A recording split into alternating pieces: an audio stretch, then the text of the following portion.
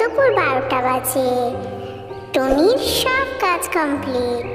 এরপর টুনি বলে, যাই গো।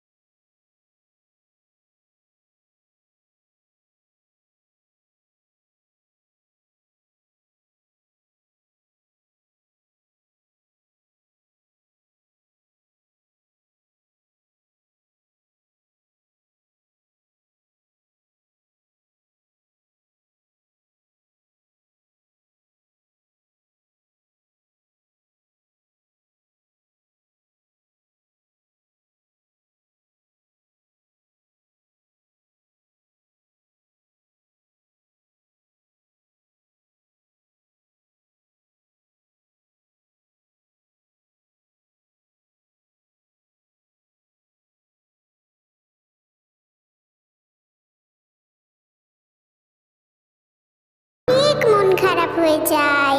তখন টোনা টুনিকে বলে, কি গো টুনি, তুমি এত মন খারাপ করছো কেন? ঘরে যা আছে তাই খেয়ে নেব। তোমার জন্য যে স্পেশাল করে রান্না করেছিলাম, তাই মনটা খারাপ হয়ে গেল। এরপর দিন সকালে টুনি সেই একই চিকেন রান্না করলো, আর চিকেনের মধ্যে আঠা মিশিয়ে দিল। ল্যাপটপ খুলে টোনা টুনি বসে থাকলো। কিছুক্ষণ অপেক্ষা করতেই শাকচুন্নি সেখানে হাজির। শাকচুন্নি তার লম্বা জিভ বার করে চিকেন খেতে শুরু করে। অমনি তার মুখের মধ্যে চিকেন আটকে যায়, আর সে ছটফট করতে থাকে। অবশেষে সে ভয় পেয়ে অদৃশ্য হয়ে যায়। চুন্নির অবস্থা দেখে টোনাটুনি অনেক মজা পায়। এদিকে টুনি টোনার জন্য রান্না করে রাখা খাবার আলগা করে দেয়, আর এইসব দেখে টোনা টুনির বুদ্ধির অনেক প্রশংসা করে। ছোট্ট ছানাকে কিভাবে উঠতে হয় তা শেখাবে বলে বাইরে নিয়ে যায়।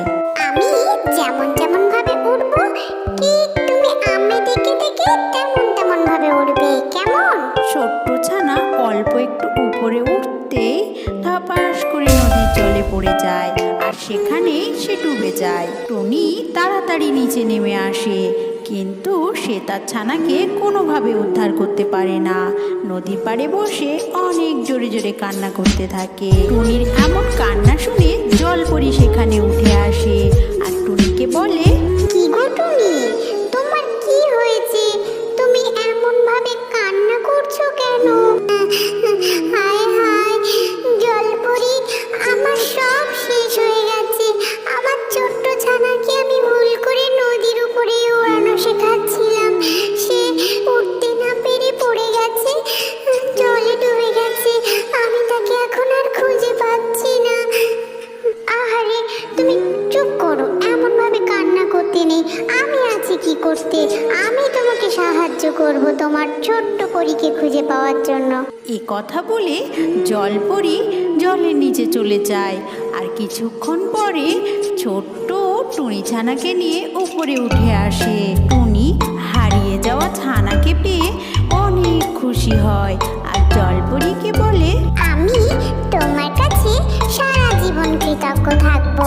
তুমি আমার ছানাকে আমার কোলে ফিরিয়ে দিয়েছো।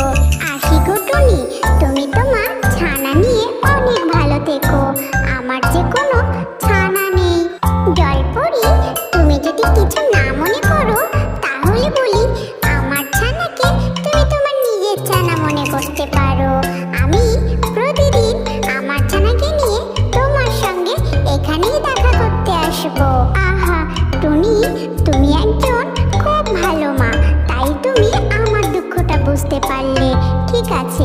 তুমি আমাদের ছোট্ট ছানাকে নিয়ে এখন বাড়িতে যাও সাবধানে, কালকে আবার এসো আমার সঙ্গে দেখা করতে, কেমন? এই কথা বলে জলপরি সেখান থেকে চলে যায় আর টুনি তার ছোট্ট ছানাকে নিয়ে বাড়িতে চলে আসে। বেশ কিছুদিন আগের কথা, একদিন ছানা কিংকং তার বাবা কিংকংকে বলে, ও বাবা, বাবা আজ আমার একা খেলতে একদম ইচ্ছে করছে না, আমি একটু যাই টুনি ছানার সঙ্গে খেলা করে আসি।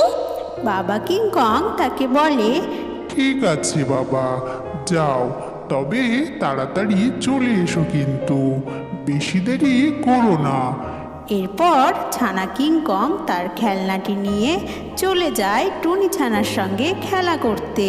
কিছুটা পথ হেঁটে হেঁটে সে চলে আসে টুনি ছানার কাছে আর দুজনে বেশ জমিয়ে খেলা করতে থাকে।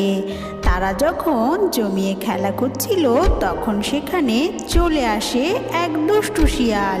সেই দুষ্টু শিয়ালকে দেখে ছানা কিংকং আর টুনি ছানা খুব ভয় পেয়ে যায়। টুনি ছানা কান্না করতে থাকে আর ছানা কিংকং জোরে জোরে তার বাবা কিংকংকে ডাকতে থাকে। ছানা কিংকংয়ের চিৎকার বাবা কিংকংয়ের কানে আসে। বাবা কিংকং দৌড়ে সেখানে যায় আর শিয়ালকে দেখে এক লাথি মারে। শিয়াল সেখানে উল্টে পড়ে যায়। এরপর বাবা কিংকং শিয়ালের লেজটি ধরে টেনে ছিঁড়ে খেয়ে ফেলে আর শিয়াল দৌড়ে সেখান থেকে পালিয়ে যায়।